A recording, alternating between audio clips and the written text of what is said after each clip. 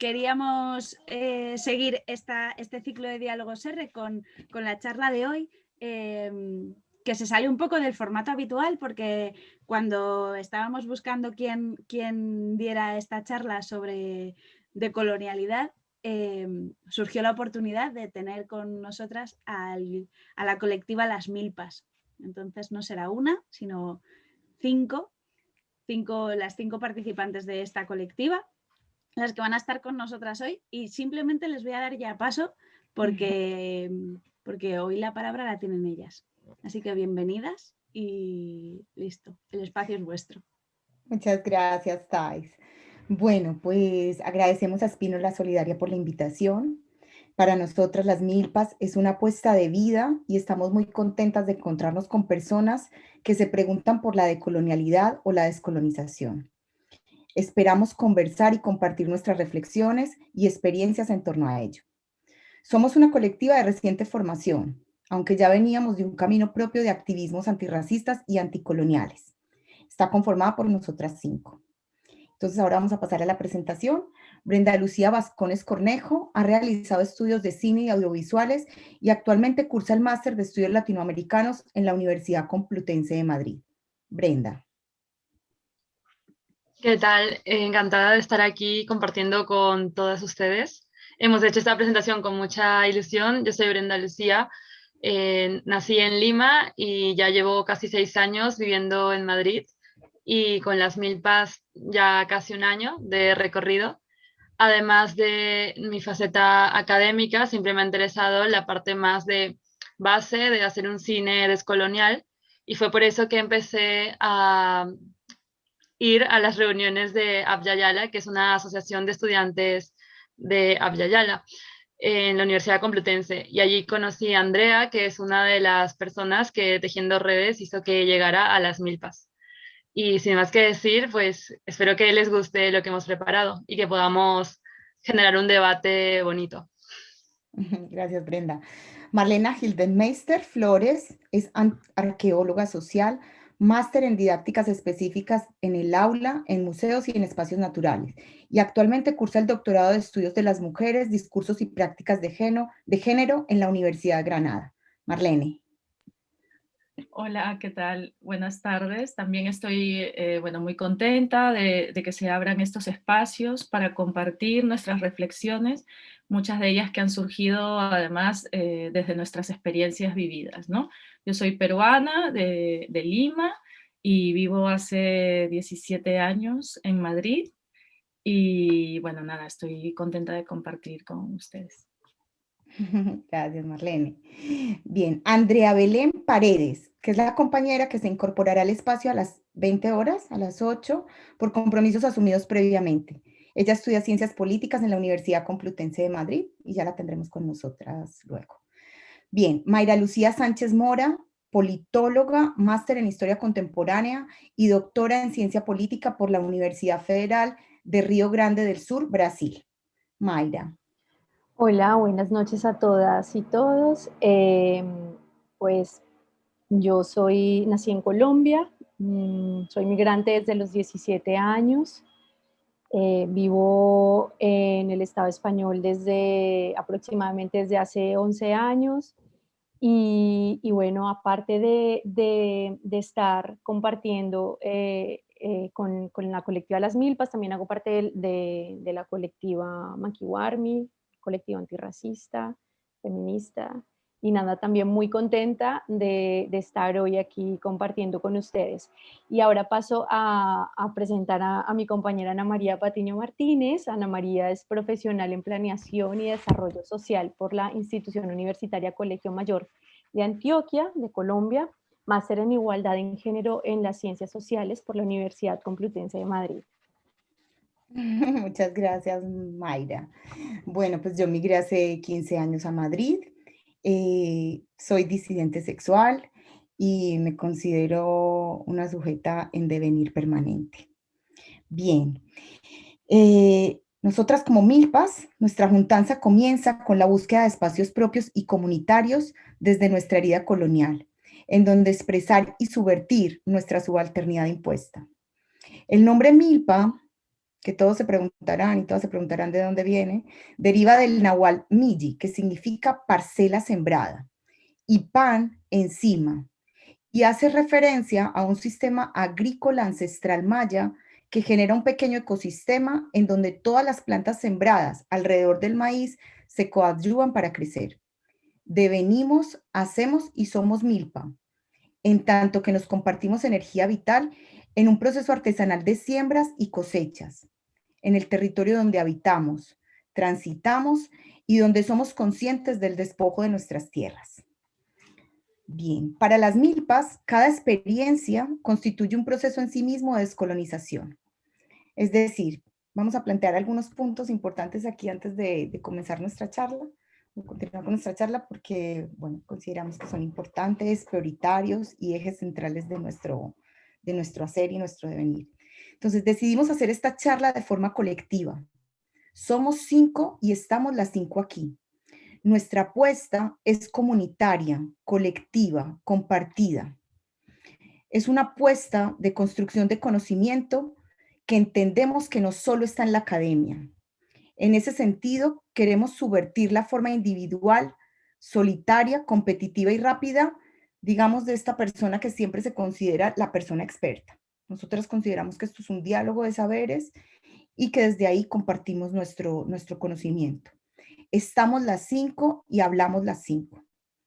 El segundo punto que queremos resaltar es que esta charla la hemos preparado recogiendo conocimientos y saberes de nuestras ancestras, de nuestras propias experiencias vividas, de la academia crítica y también desde una crítica a esa academia. Bien, la charla de hoy la hacemos desde el mayor respeto profundo, pero también pretendemos hacer un ejercicio dialéctico y pedagógico para incomodar, que también significa incomodarnos y remover los cimientos de la colonialidad.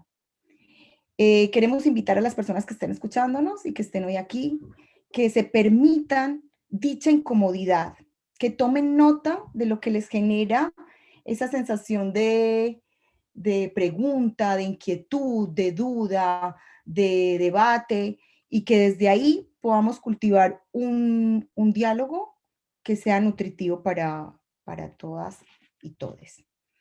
Queremos iniciar la charla con un poema de la afroamericana Kate Russin, quien trabajó como maestra de poesía en las escuelas públicas de Boston y se titula El poema de la puente. Entonces nos dice Kate Russin: estoy harta, enferma de ver y tocar ambos lados de las cosas, enferma de ser la condenada puente de todos. Nadie se puede hablar sin mí. No es cierto. ¿No es cierto? Explicó mi madre a mi padre a mi hermanita a mi hermano a las feministas blancas a la gente de la iglesia negra, la gente de la iglesia negra a los hippies, los hippies a los separatistas negros, los separatistas negros a los artistas a los padres de mis amigos. Después, tengo que explicarme a mí misma, a todos. Hago más traducciones que las malditas Naciones Unidas. Olvídense, me enferman.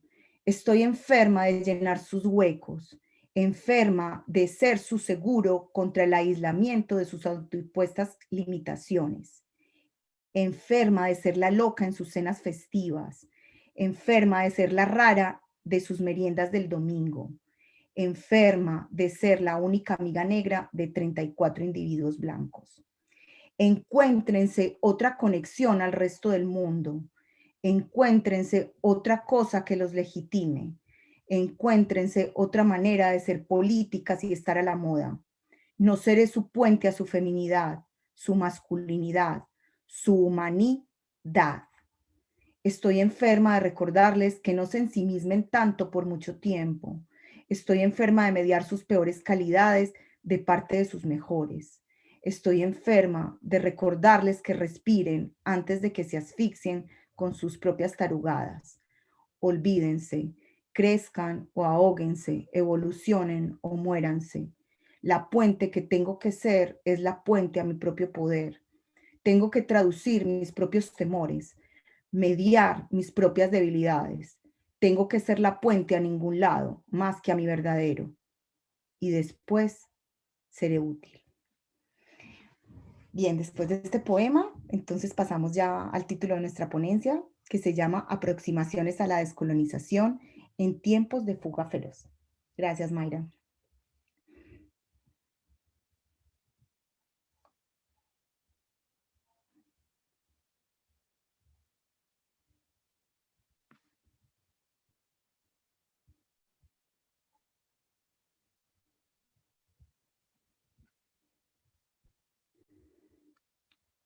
Bien, aproximaciones a la descolonización en tiempos de fuga feroz, colectiva de las milpas. Para nosotros la descolonización es entendida como un proceso de deconstrucción de nuestras subjetividades a través de acciones comunitarias insurgentes que recogemos de una larga memoria de luchas anticoloniales en nuestros territorios. Y hemos dividido nuestra intervención en 5 trayectos, que los tenemos aquí en la siguiente diapositiva, de la siguiente manera. Entonces, primero intentaremos, o vamos a hacer una breve aproximación conceptual, para que partamos todos del mismo, o sea, entendamos de qué estamos hablando con cada concepto. Luego haremos un acercamiento histórico de 1492. Luego abordaremos algunas implicaciones históricas de la conquista y la colonización. Luego trabajaremos conceptos como la colonialidad del poder, del saber, del ser, del género y de la naturaleza. Luego en un punto plantearemos algunas vías de problematización que esperamos que sean fuente de debate y de diálogo también. Y finalmente, tiempos de fuga feroz, que digamos que es nuestra experiencia como milpas en descolonización. Bien, ahora le doy paso a mi compañera, Marlene. Sí, gracias, Ana María. Bueno, aquí vamos a ver algunos conceptos que me imagino serán conocidos para muchas de las personas que estén conectadas. Vamos a hacer voy a leer unos conceptos que hemos preparado para esta presentación. Bueno, la idea de leerlo sobre todo es para que pueda darse con una mayor claridad. Como primer concepto, vamos a ver el colonialismo, ¿no? Hemos utilizado la imagen del mural de Diego Rivera, llamado La colonización de Hernán Cortés a Veracruz, ¿no? Yo creo que la imagen misma, además, ya nos conlleva a esa narrativa. Nos permite esta imagen abordar este concepto, el colonialismo, que trata sobre todo de que es, digamos, la estructura de dominación y explotación, donde el control de la autoridad política, de los recursos de producción y del trabajo de una población determinada, lo detenta otra de diferente identidad, y cuyas sedes centrales, además, están en otra jurisdicción territorial que no siempre, ni necesariamente, además, implica relaciones racistas de poder. Es decir, es un grupo identitario distinto que domina a otro. Bien, pues entonces, el colonialismo es una forma particular de expansión de determinadas formaciones históricas, calificadas como potencias imperialistas, tal como lo dice Samir Amin, que es era un investigador egipcio, ¿no? Fundada sobre la sumisión de los pueblos conquistados, que van a ser llamados las colonias, al poder político de la metrópolis, que va a ser el centro. De esta manera, la colonización crea centros y periferias donde las metrópolis, por un lado, y las colonias, por otro, constituyen entidades distintas, aunque las segundas estén integradas a un espacio político dominado por las primeras. Entonces, en este punto va a ser importante entender que la asimetría que existe entre América y Europa, por ejemplo, es una construcción intencionada. Es decir, no es espontánea ni natural, sino que la colonización fue parte de una estrategia, ¿no?, para instaurar sistemas económicos y sociales que permitieron esa acumulación capitalista de las metrópolis, ¿no?, que van a ser los centros de la colonización. Bueno, pues aquí vamos a terminar con una frase de Karl Marx que resume un poco este concepto, ¿no? Y dice, un país se enriquece a expensas de otro país, al igual que una clase se enriquece a expensas de otra clase. Un segundo concepto que deviene del colonialismo, que va a ser el anticolonialismo, ¿no? Que se va a referir sobre todo a todas esas luchas y apuestas anticolonialistas, ¿no? Hemos elegido entonces los retratos de Bartolina Sisa y Micaela Bastidas. Ambas han sido luchadoras anticoloniales de las primeras luchas anticoloniales que se dieron en el Abya Yala, ¿no? En los territorios de lo que fue el Virreinato del Perú. Bien, pues con esto nosotras queremos hacer estas referencias, ¿no?, a las rebeliones, insurgencias y luchas cotidianas que se fueron dando desde que empezó el colonialismo y que tuvieron como pretensión impactar o interrumpir la continuidad del orden colonial. El anticolonialismo no es una posición teórica, sino más bien es una práctica política militante, ¿no?, donde se evidencia la agencia política de las poblaciones colonizadas.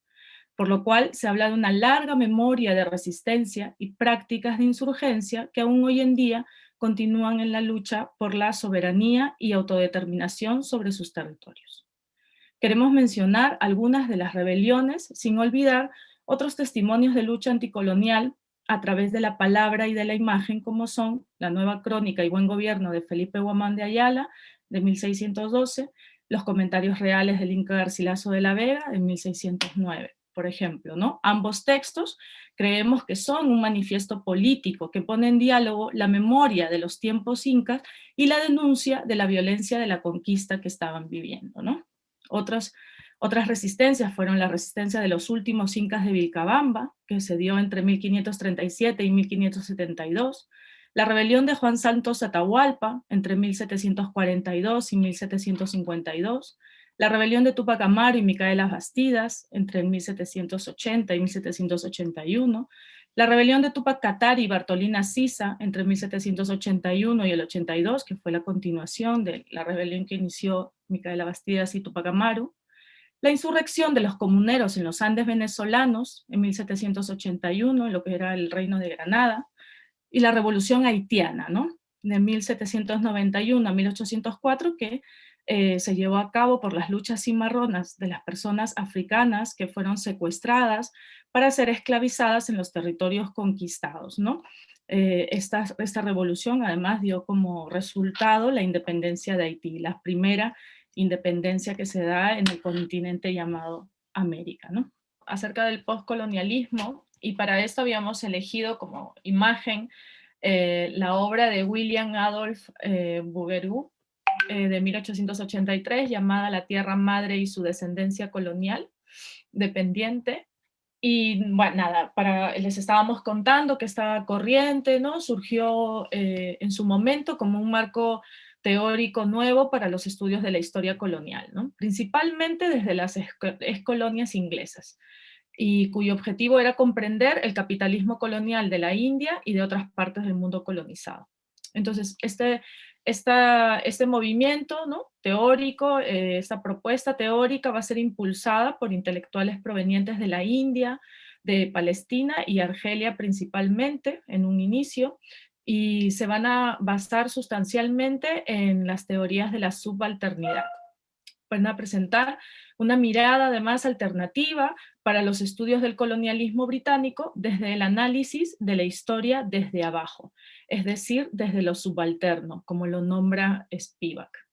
Uno de los textos claves e iniciales para este movimiento va a ser el libro El Orientalismo de Edward Said, publicado en 1978, ¿no?, donde el teórico palestino realiza un minucioso análisis sobre las formas en que escritores, científicos, artistas, periodistas y políticos occidentales representan y han representado a Oriente. Sus principales temáticas que van a trabajar van a estar, y aún están referidas, a la emancipación de la otredad, al papel liberador de la subalternidad y a la hibridación de las culturas como un proceso irreversible. Algunas de las de los intelectuales y las intelectuales representantes de esta propuesta teórica van a ser Frantz Fanon, por ejemplo, con origen en Martinica, Albert Memmi, Edward Said, que ya lo hemos mencionado, Gayatri Spivak, ¿no? entre muchas otras más.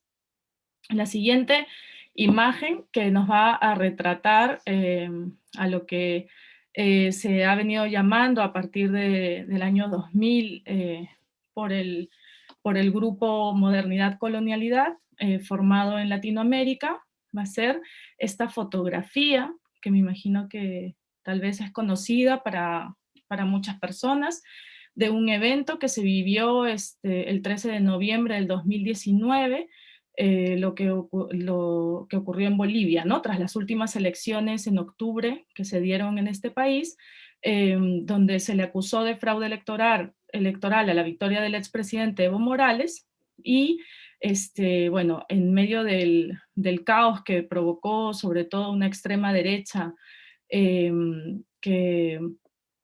lo que ocurrió fue trabajar ay, perdón, me he perdido, ¿no? Bueno, sobre todo lo que ocurrió en medio de ese caos fue la renuncia, ¿no? obligatoria que le refieren a Evo Morales a través del ejército, y lo que vemos en la foto, ¿no? es justo el momento en el que Jeanine Áñez Chávez se erige, ¿no? como la presidenta en funciones, y además, como pueden ver, con elementos que son, bueno, pues con elementos muy coloniales, ¿no? O que recuerdan a la colonia, ¿no? Tanto como la Biblia y asimismo como la bandera, ¿no? De hecho, es interesante que junto a ella, por ejemplo, está Luis Fernando Camacho, que es miembro de la extrema derecha cristiana boliviana, y que dice: la Biblia está volviendo al Palacio de Gobierno, anuncia Camacho, ¿no? Y se inclina ante la Biblia y ante una bandera que colocó sobre el sello presidencial. Una cosa muy significativa, y que por eso traemos esta foto para este concepto, es que dice: nunca más volverá la Pachamama. Hoy Cristo está volviendo a Palacio de Gobierno y Bolivia es para Cristo, ¿no?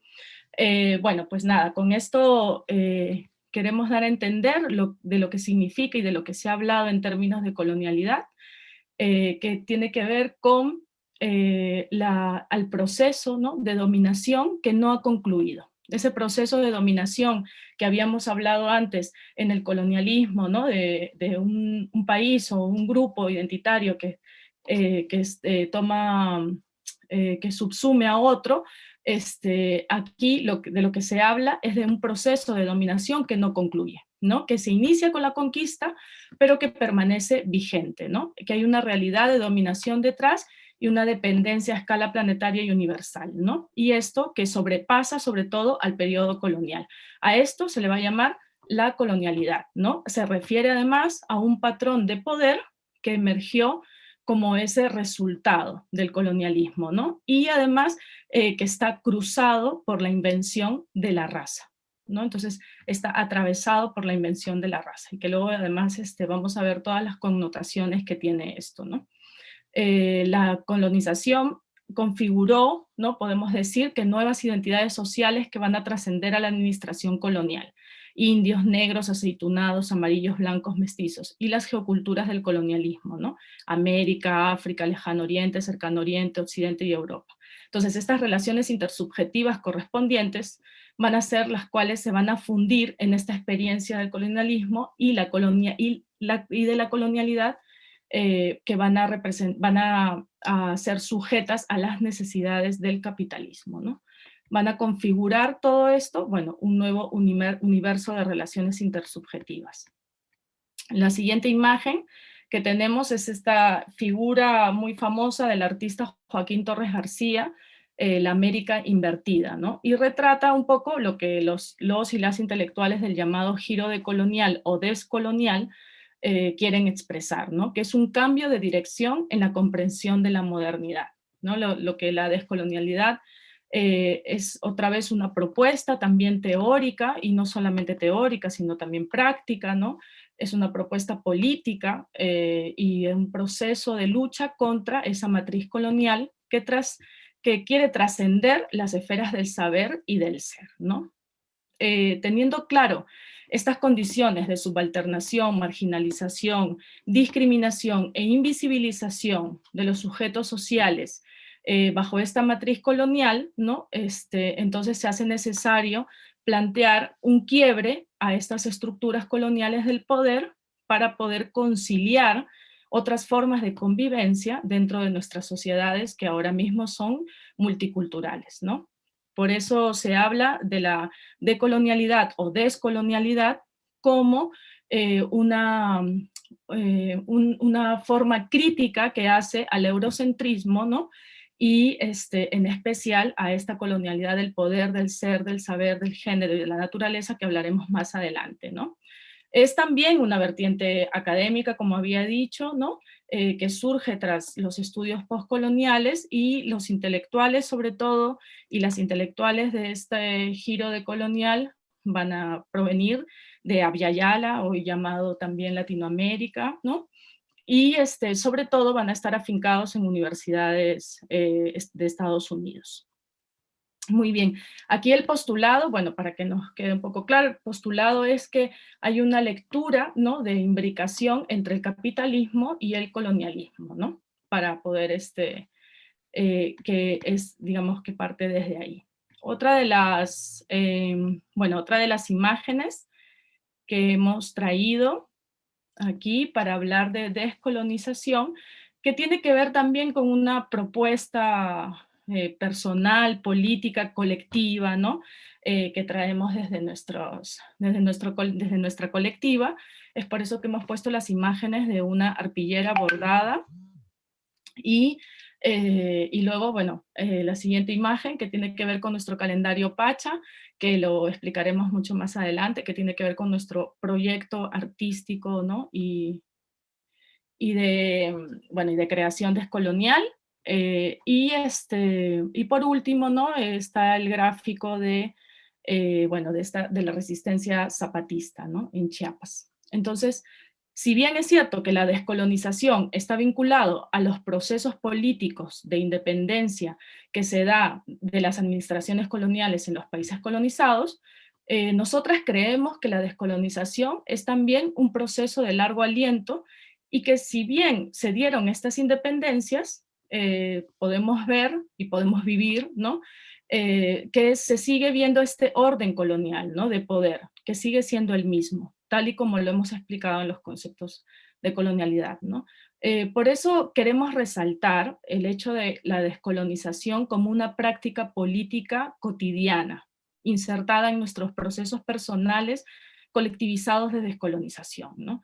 Cual si fueran capas de cebolla, la colonialidad atraviesa diferentes ámbitos de nuestra vida, y vamos poco a poco despojándonos de esas capas a través de reflexiones y acciones en nuestro cotidiano que nos permiten resistir y forjar una reexistencia, ¿no? Citando las palabras de Silvia Rivera Cusicanqui, que nos advierte que la tendencia es pensar que la colonización solo afecta a los indígenas, cuando en realidad los más afectados son los mestizos. Hasta el colonizador tiene que descolonizarse, porque está en una relación de poder ilegítima, espuria y violenta. Bueno, pues con esto dejo aquí la gama esta de conceptos y damos pase a nuestro siguiente punto, trayecto. Vale, pues ahora vamos a hacer el acercamiento histórico y empezamos con el título que le hemos puesto a esta parte de la presentación, que es 1492, ¿no? El inicio del fin.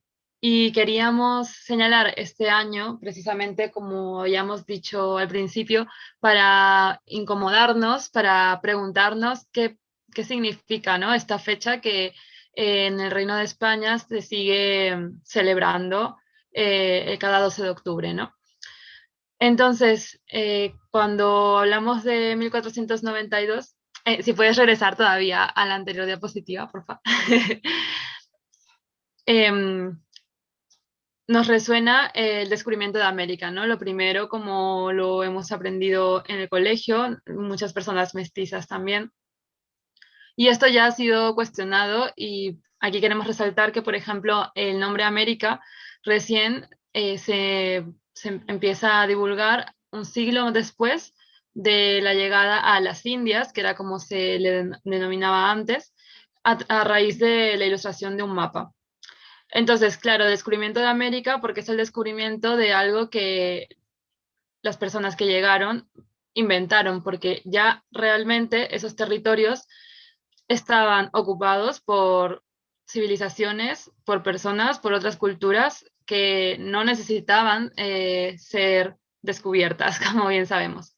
Luego las corrientes críticas, como ha ido mencionando mi compañera, empezaron a cuestionar esta fecha y entonces, en lugar de denominarla el descubrimiento de Europa, perdón, el descubrimiento de América, se le empezó a denominar la conquista de América, la invasión a América. Y bueno, sea como sea, el caso es que fue un proceso violento de dominación y específico, que es lo que se llama colonización. Y es el inicio del fin porque, y eso es lo que a continuación vamos a explicar, realmente ya habían existido sistemas interregionales antes del que llega a imponerse desde 1492, pero lo que comienza es un encubrimiento. Y entonces, citando a Enrique Dussel, este encubrimiento va a ser el encubrimiento de el alter, de lo otro.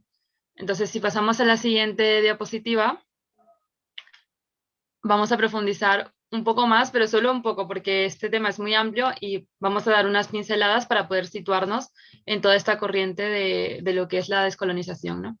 Entonces, para hablar del encubrimiento del otro, que es lo que sucede con la colonización en 1492, hay que tener en cuenta que Occidente en esa época era la periferia y Oriente realmente era la cuna de la ciencia, el comercio, el arte, la cultura y la ética. Decimos la ética porque el autor en el que nos estamos basando, que es Enrique Dussel, está muy preocupado por estudiar este tema y también ha estudiado mucho sobre las religiones. Y en concreto también decimos ética porque si es que es un sistema interregional, lo que existía antes, significa que entraron distintas civilizaciones o culturas en relación. Y para poder relacionarse tenían que llegar a un consenso, y si no había consenso, pues ejercían dominación y por tanto violencia. Y es allí donde se va a mostrar qué sistema ético es el que va a ir imperando, ¿no? En cada caso. Pues bien, esta era un poco la situación del mundo que ahora veremos.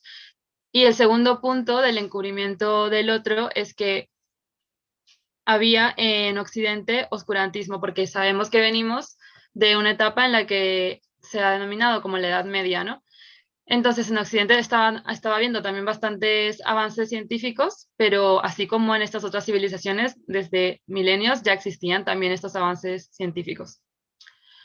El tercer punto es que lo que ya he mencionado, que es un sistema interregional concreto, el de 1492, el que viene a instalarse, porque antes ya habían estos otros sistemas, ¿no? Y como hemos mencionado, al haber varios sistemas a lo largo de la historia que entran en relación, puede que haya también conflicto. Y a través del conflicto es que surge la voz crítica, en la que cuando no se pueda llegar a un consenso y haya violencia, va a haber voces que van a decir que eso no está bien, que mejor podemos hacer esto de otra manera y llegar a acuerdos, ¿no? Y esa es la parte que se denomina la criticidad, que es un poco lo que estamos viniendo aquí a hacer ahora, ¿no? Criticar el sistema impuesto desde 1492.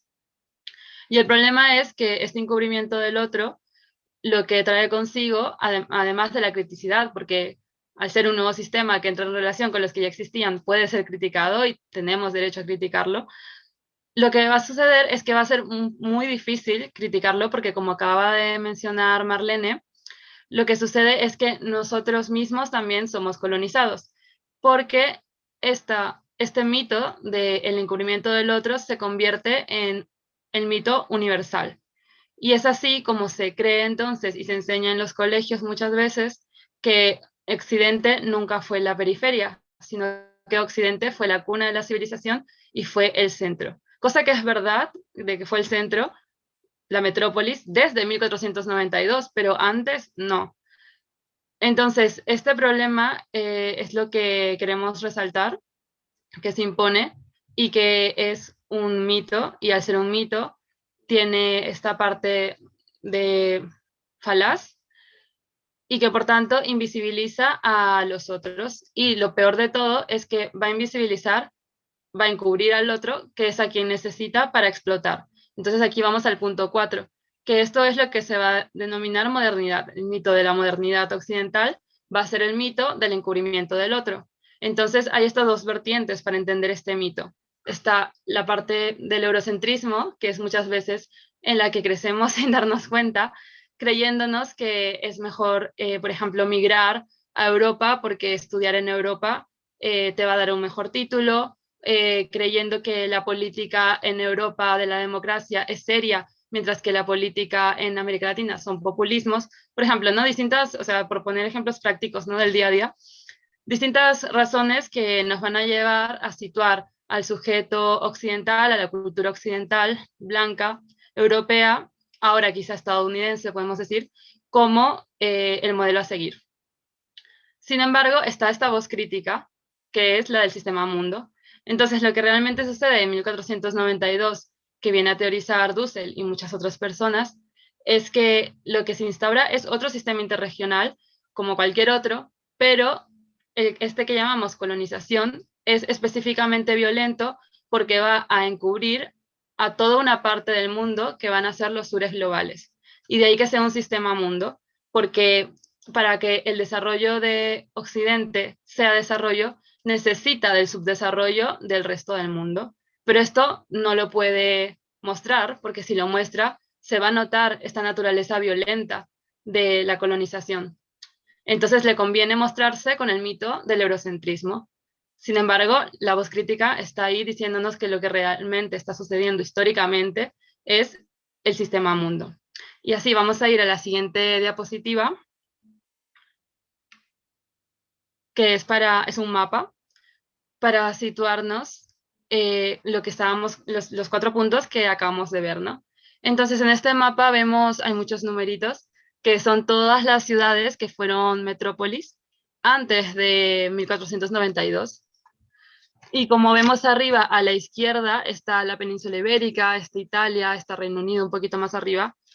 Era lo que hemos dicho, lo periférico. Casi no hay tantas ciudades allí. Así que vamos a mencionar los sistemas interregionales que habían existido antes. El egipcio mesopotámico, desde el cuarto milenio antes de Cristo.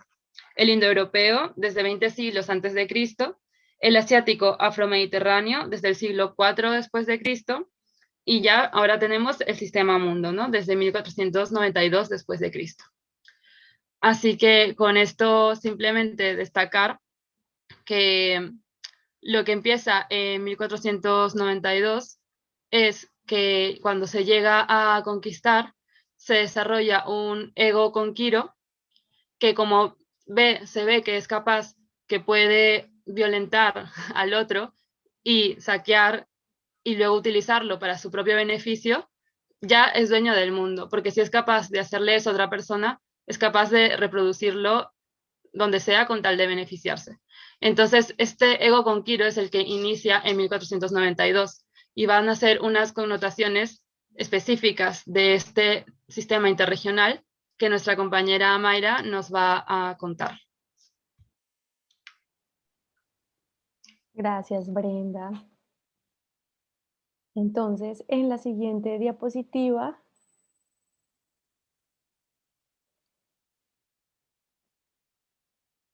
gracias. Bueno, quisiéramos o queremos compartir este grabado de Theodore Gold de 1589, llamado Vespucio despierta América, que hace alegoría del descubrimiento de América, ¿no? Podemos ver en el grabado que Américo Vespucio desembarcando en la costa de América del Sur en 1497. Entonces, ese nuevo continente, ¿cómo fue presentado, ¿no? A los europeos? Pues hacia finales del siglo XVI en forma de cuerpo de mujer, ¿no? Una mujer desnuda, salvaje, peligrosamente exótica, cercana a la naturaleza, en posición seductora hacia el hombre blanco que desembarcaba para que ese su cuerpo fuese, fuese conquistado, ¿no? Fuese colonizado, fuese dominado, saqueado, estudiado, porque claro, a una mujer, ¿no? Se le penetra, se le domestica, se le conquista, y porque esa mujer engendra los recursos necesarios para su extracción y disfrute. Entonces, se trata de una visión occidental que feminiza a la naturaleza al ser categorizada como virgen, al ser categorizada como exuberante y a plena disposición del hombre blanco. Detrás de ella podemos ver que hay algunos caníbales asando restos humanos. Entonces, desde nuestro punto de vista, este grabado ilustra nítidamente el origen del orden colonial social eurocéntrico que mitificó a Europa como preexistente a un patrón de poder sostenido por la implantación de diferencias jerárquicas entre cuerpos, unos denominados legítimamente humanos y otros no humanos, es decir, dispensables, y entre geografías, culturas, saberes, conocimientos, espiritualidades y sentidos comunes, ¿no? Entonces, lo que fue denominado el descubrimiento de América, como han venido comentando mis compañeras, eh, mm, de la creación de ese proyecto civilizatorio corresponde al momento en el que se dota a sí mismo de humanidad, ¿no? Europa se dota a sí mismo de humanidad, de superioridad, de racionalidad y civilización frente a la dominación o el encubrimiento del otro, ¿no? Como el otro como colonizado, como explotado, como no humano, inferior, irracional y primitivo. Es decir, se divide la población mundial en dos, ¿no? En humanos y no humanos. Entonces, esta imagen es muy diciente porque representa justamente la justificación del despojo y la muerte como prácticas de conquista y colonización permanente, es decir, como un proceso inacabado, ¿no? La colonización, el colonialismo no terminado en América o en Abya Yala, como hemos decidido nombrar el continente americano. Es así que a partir de 1492, como han venido comentando las compañeras, un entramado ideológico y una visión de mundo, es decir, una forma de estar, de ser y de sentir el mundo que se asumió universal, fue y sigue siendo implantado en geografías diversas que empiezan a ser arrasadas desde esa fecha, ocultando y subordinando de esa manera los saberes, las formas de vida y las prácticas culturales de los definidos como no europeos, ¿no? Como los otros. Entonces, esas condiciones históricas dieron origen a un orden social sostenido por estructuras sumamente jerárquicas de opresión, dominación, explotación y violencia, basadas en diferencias impuestas de raza, de clase, de etnia, pero también de género y sexualidad, como vamos a ir comentando a lo largo de la charla. Y este orden social es lo que identificamos como las implicaciones históricas de la conquista y colonización europeas, que vamos a ver en la siguiente diapositiva. Vale, entonces empezaremos hablando a qué se hace referencia cuando hablamos de la feminización como una de las principales implicaciones históricas de la colonización. Pues bien, uno de los autores, uno de los intelectuales del pensamiento crítico latinoamericano que ya han venido citando, que es Enrique Dussel, nos dice que la primera alteridad del español dominador, es decir, el otro, es la mujer dominada, ¿no? Nos dice que es decir, que ese otro dominado, el más inmediato, no son ni los moros que estaban cerca, ¿no? Ni los chinos o los indonesios, sino las mujeres. Y en ese sentido, ese otro, es decir, el indio, ¿no? Una vez desembarcan en lo que fue llamado América, no fue visto en realidad, sino descubierto, que es lo que ha explicado Brenda, bajo el halo del imaginario de lo femenino sometido, ¿no? Entonces, antes de ver a los indios y a las indias como el otro lejano, es decir, como se veía desde Europa al mundo árabe, al mundo asiático y al chino, los vieron como ese otro cercano, o sea, las mujeres. Entonces, Karina Ochoa, una intelectual decolonial mexicana, ha ilustrado ese proceso de feminización del indio en los discursos que se construyen alrededor de la conquista como una equiparación del carácter bestial del indio con el de el ser mujer, ¿no? Es decir, un sujeto que es inferiorizado, que es penetrable y cuya protección, cuya dependencia y tutelaje corresponde al varón, ¿no? Al esposo, y es perpetua y es permanente. En la literatura que se produjo después de la conquista, de hecho, los salvajes indios, entre comillas, fueron tratados con la misma hostilidad y el mismo sentido de distanciamiento que se le concedía a las mujeres europeas entonces, ¿no? Entonces, pasando al carácter bestial, ¿no? A la condición de animalidad, es decir, de no humanidad que le fue asignada a esas poblaciones amerindias, ¿no? Es decir, si se les, además de ser feminizadas, ¿no? Claro, son animalizadas, ¿no? Se les da, se les, se les, se me fue la idea, eh, se les despoja, ¿no? De tener un alma, no me salía la palabra alma. Pues bien, entonces, tanto a las poblaciones amerindias como de origen africano, ¿no? Entonces, cuando hacemos referencia a la invención de la idea de raza, lo pensamos como que a partir de esa división de la población mundial, se destina a civilizaciones enteras, o sea, que estas civilizaciones quedan destinadas a la no existencia, ¿no? Quedan a la zona del no ser, como nos decía Frantz Fanon, porque les fueron arrebatadas y les siguen arrebatando las condiciones necesarias para la reproducción material, simbólica y espiritual de su vida. Y entonces, de esa manera, se sentenció a pueblos que eran partes de esas otras civilizaciones a mantenerse perpetuamente en procesos de sobrevivencia y no de vida.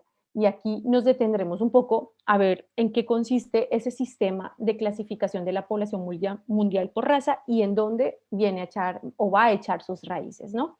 Hacia el siglo XVI, en lo que fue llamado la Nueva Granada, que hoy en día es Colombia, Panamá, bueno, son los territorios que fueron nombrados, ¿no? Panamá, Colombia, Venezuela, y Ecuador, se popularizan los llamados estatutos de limpieza de sangre, en el que ser blanco no tenía tanto que ver con el color de piel, es decir, como con características fenotípicas, como con la escenificación de un imaginario cultural tejido por creencias religiosas, por tipos de vestimenta, por certificados de nobleza, títulos nobiliarios, modos de comportamiento y formas de producir conocimiento. Entonces, pero este discurso no surge en el siglo XVI, empieza a operar a partir de entonces, pero en realidad se gesta en la Edad Media cristiana y se tornó mundial gracias a la expansión comercial de España hacia el Atlántico y el comienzo de la colonización europea. Entonces, en la siguiente diapositiva podemos ver este mapa y esta división tripartita del mundo que sugirió Heródoto. El mundo era visto como una gran isla, el Orbis Terrarum, dividida en tres grandes regiones, ¿no? Estaba Europa, Asia y África. Entonces, esas tres regiones eran vistas como el lugar donde se asentaron los tres hijos de Noé. Los hijos de Sem poblaron Asia, los de Cam, África, mientras que los de Jafet se asientan en Europa, ¿no? Los dos primeros caen en desgracia, es decir, los que se han asentado en Asia como en África, caen en desgracia frente a su padre, mientras que el último era el hijo de amado de Noé, ¿no? Es decir, los Jafet, los que habitan Europa. Entonces, en ese sentido, no hay que olvidar que por cuestiones teológicas, Europa, en tanto cuna de la cristiandad, ocupa un lugar privilegiado por encima de Asia y África. Entonces, de esa manera, las tres partes del mundo conocido fueron ordenadas jerárquicamente. Los caídos en desgracia, es decir, los asentados en África y Asia, eran tenidos como racial y culturalmente inferiores a los europeos. Pero, y entonces nos preguntamos, ¿y los habitantes de los nuevos territorios descubiertos o conquistados, de quién eran descendientes, no? Pues había que inventarse algo. Entonces, América viene a ser la prolongación de la tierra de Jafet. El Nuevo Mundo descubierto se convertía en el escenario natural para la prolongación del hombre blanco europeo y de su cultura cristiana. Entonces, este discurso legitima, por un lado, el sometimiento militar de los territorios y poblaciones descubiertas, y por el otro, legitima el expolio de lo que se denominan recursos naturales por parte de Europa, la cual tenía el deber de evangelizar a los que fueron llamados indios, ¿no?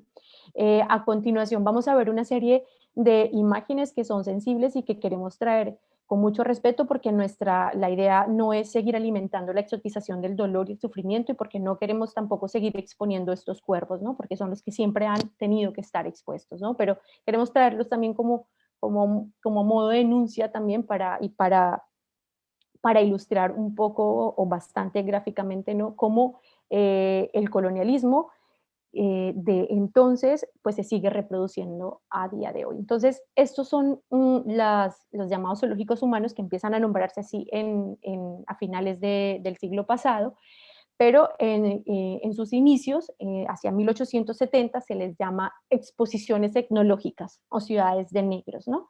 Y se hicieron hasta más o menos la década de 1930, principalmente bueno, principalmente no, se hacían en la metrópoli, principalmente en Francia, con el ánimo de exponer al público europeo una muestra de los diferentes pueblos conquistados, ¿no? Al derrotado.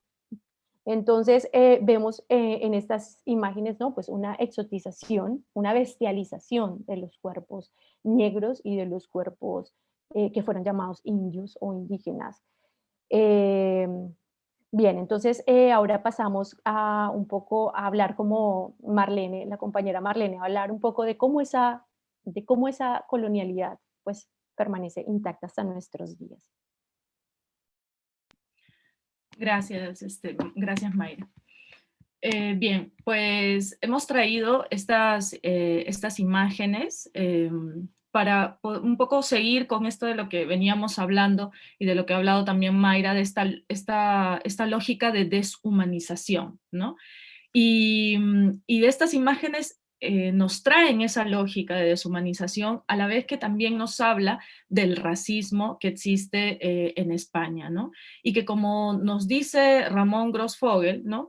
Este racismo es institucional, ¿no? No es... muchas veces se piensa que el racismo tiene que ver con un grupo de personas que tienen pensamientos extremistas y que tiene que ver solo con y se trata solo como una discriminación más. El racismo es institucional porque opera también a nivel de políticas públicas y porque también tiene detrás toda una serie de instituciones, ¿no? Que reproducen estereotipos que van a consolidar esa idea de deshumanizante, ¿no? Que se va a tener hacia la población que es diferente, ¿no? Es decir, hacia ese otro que, como ya venimos hablando, ¿no? Desde el inicio de la charla, tiene que ver con esa construcción de otro que construyó la colonización, ¿no? O sea, el racismo es una de las consecuencias que se vive actualmente de esa colonización, ¿no? Por eso, bueno, ya hemos hablado de esos términos, que hablamos de términos de colonialidad para hablar de ese continuum, ¿no? Que hasta ahora tenemos y vivimos, ¿no? A mí me parece, bueno, no, a mí me parece, a nosotras nos parece también como importante pensar en el iceberg de las violencias, racistas, ¿no? Así como está este iceberg de las violencias machistas, ¿no? Donde solo vemos siempre al final lo más grave. En esta figura, si lo ponemos con el tema del racismo, ¿no?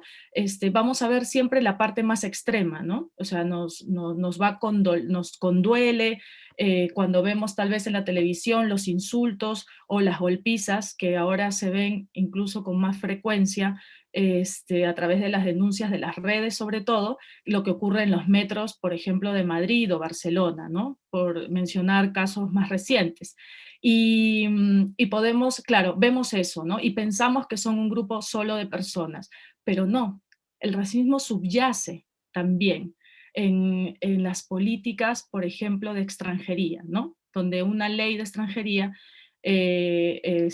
no permite o, no da o restringe, ¿no?, derechos a ciertas personas y estas personas además han sido tipificadas como esas otras porque vienen justamente de los países que fueron en su momento colonizados y que hoy en día sufren o sufrimos, ¿no?, el expolio de nuestros territorios, ¿no?, por esta neocolonización que todavía existe, ¿no?, a través de las grandes empresas transnacionales. Bien, pues como un dato, les quería presentar en el Ministerio del Interior del Gobierno de España las estadísticas sobre delitos de odio. Nos dicen, por ejemplo, que en el año 2019 del total de todos los delitos de odio, el 30,2% corresponde a los delitos por racismo y xenofobia, ¿no? Y además esto representa un 20,9% más en ascenso en comparación a los datos del año 2018.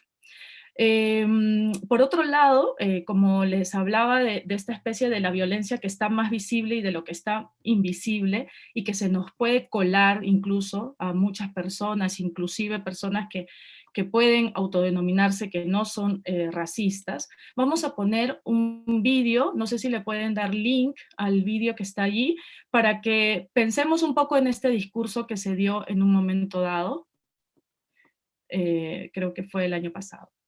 ¿Se puede compartir el audio? Que es estupendo, es el momento que llegan, ¿no? Y entonces a mí me impresiona, ¿no? Porque cuando he estado pendiente con ellos, ellos vienen y lo primero que nosotros hacemos con nuestros centros de acogida es facilitarles que se duchen, naturalmente que desayunen, etcétera. Pero de verdad, ¿qué es lo que más les importa a todas estas personas? Pues conectar el teléfono móvil y llamar a sus madres y decir que están vivos, ¿no? Y yo reconozco que a mí eso me impresionó. Y cada vez que me acuerdo de ello me emociono, ¿no? Porque fue impresionante, ¿no? Cuando ellos te dicen, merci, madame la mère, merci, y te das cuenta de que les hemos hecho seres humanos, les hemos dado su dignidad. Y llaman a su madre y le dicen, estoy vivo gracias a España, gracias a Madrid. Yo creo que es un orgullo. ¿Podemos parar? Soledad. Gracias. Claro, ¿no? O sea, otra vez les hemos dado la humanidad, les hemos dado la dignidad, ¿no? Esa posición en la que se pone, ¿no? De poder dar la humanidad, ¿no? Bueno, ese diálogo es interesante de poder reflexionarlo como profundamente, ¿no? ¿Quién da la humanidad a quién y por qué la expresión de dar la humanidad? Es decir, que ese otro no tiene humanidad. Bueno, ¿no? Dejamos ahí como esa pregunta. Por último, bueno, lo de la noticia de Antena 3, que creo que causó además mucho revuelo, ¿no? Esta equivocación, ¿no? Como luego se retractaron el propio canal de televisión para decir que había sido un lapsus, ¿no? Bueno, de esa manera también opera, ¿no? Bajo las instituciones el racismo, ¿no? O sea, con mensajes de esta manera, ¿no? 9 inmigrantes, 70 personas, ¿no? Uy, se me escapó. Bueno, hay que como analizar las varias capas que hay ahí por debajo, ¿no? Bueno, pasamos a la siguiente diapositiva. Y aquí, bueno, para tener como claros ciertos conceptos, vamos a dar como líneas, ¿no? Solo muy rápidas ya, que ya estamos llegando casi al final de la presentación, a lo que nos referimos con colonialidad del poder, del saber, del ser, del saber, del género y de la naturaleza, ¿no? Mayra. Pues bien, la colonialidad del poder es una categoría que enuncia uno de estos también pensadores, ¿no? del llamado grupo Modernidad Colonialidad, Aníbal Quijano, pero digamos que nace a finales de los 90 cuando él lo enuncia, pero se viene hablando de esto mucho antes, desde inicios del siglo pasado. Entonces, Frantz Fanon, el teórico afroantillano, ya nos venía diciendo que es la colonialidad del poder, no con esos nombres, pero nos decía que es la idea de que la economía capitalista y su división del trabajo se estructura de forma racista, ¿no? Es decir, como ponemos aquí, es un capitalismo racial, ¿no? La división racial del trabajo son formas modernas de explotación y dominación. Varios marxistas de origen africano nos decían que la raza está intrínsecamente vinculada a la explotación de clase, ¿no? Entonces, es así como nos dice Quijano, pues en una frase, ¿no? Es la configuración de un nuevo universo de relaciones intersubjetivas de dominación bajo hegemonía eurocentrada. Y ese específico universo es el que será después denominado como la modernidad, ¿no? Que es lo que hemos venido contándoles. Bien, pues esta colonialidad, como vemos, actúa en diferentes ámbitos de la vida y de la existencia, ¿no? Entonces, este grupo también, Modernidad de Colonialidad, nos trae diferentes categorías para poder destramarlas. Otra de las categorías es la colonialidad del saber, ¿no? Y este se refiere al proceso por el cual se construyó y se consolidó una forma de pensamiento hegemónico, que va a ser occidental o europeo, ¿no? Y a la vez que se va a construir este pensamiento hegemónico, va a negar la existencia de otras formas de conocer, de otras sabidurías y de otras formas de ver la vida y de vivir la existencia, ¿no?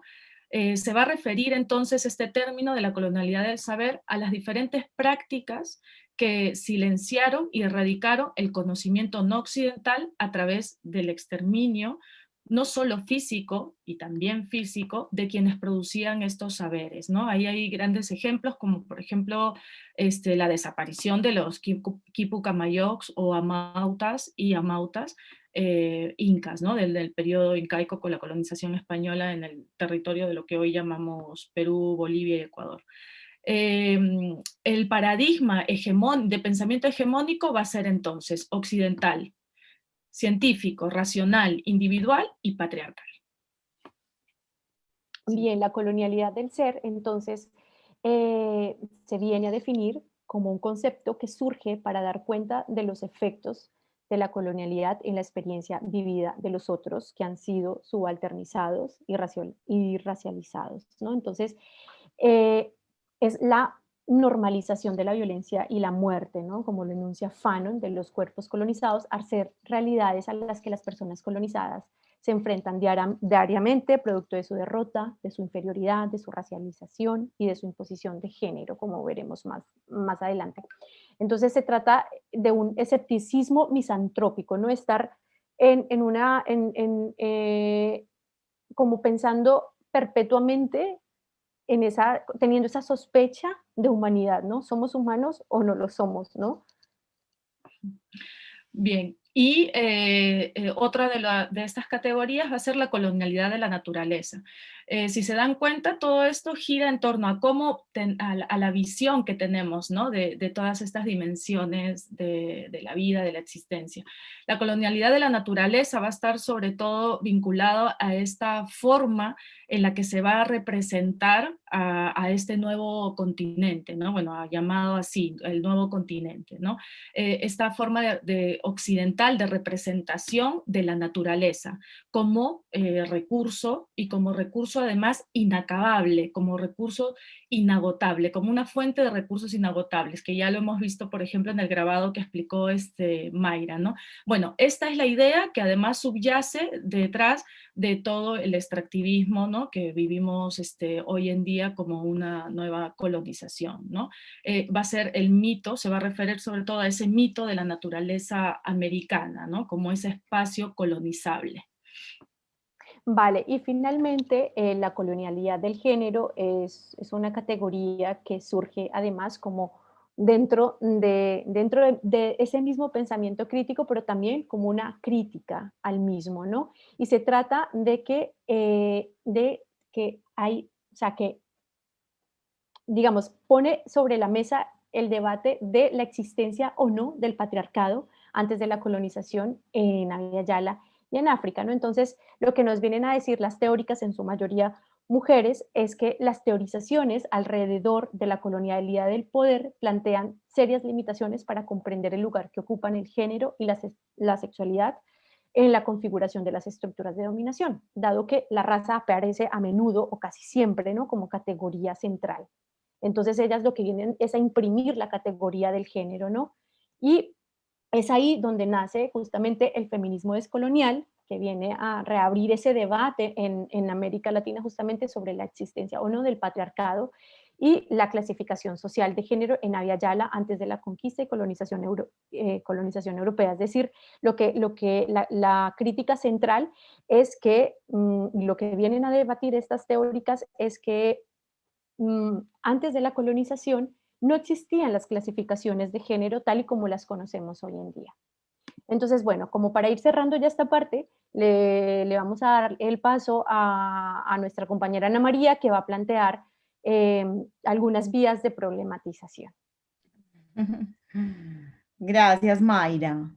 Bien, pues voy a plantear estas vías de problematización. Como dice esta diapositiva, no se puede descolonizar sin despatriarcalizar. Desde hace un tiempo, bueno, pues las feministas y las feministas descoloniales venimos haciendo análisis de estos dos sistemas. O sea, cómo están imbrincados, teniendo en cuenta este planteamiento que acaba de hacer Mayra. Es decir, hay una colonización del género, que ya pasaremos más adelante a explicarlo.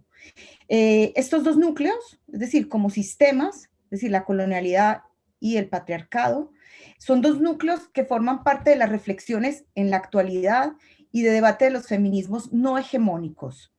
Es decir, porque estamos hablando ahora, llevamos un tiempo diciendo, bueno, hay feminismos de una historia universal que se ha contado, los feminismos blancos de la primera y la segunda ola, pero estos dos, digamos, sistemas venimos debatiéndolos en las dos orillas del Atlántico.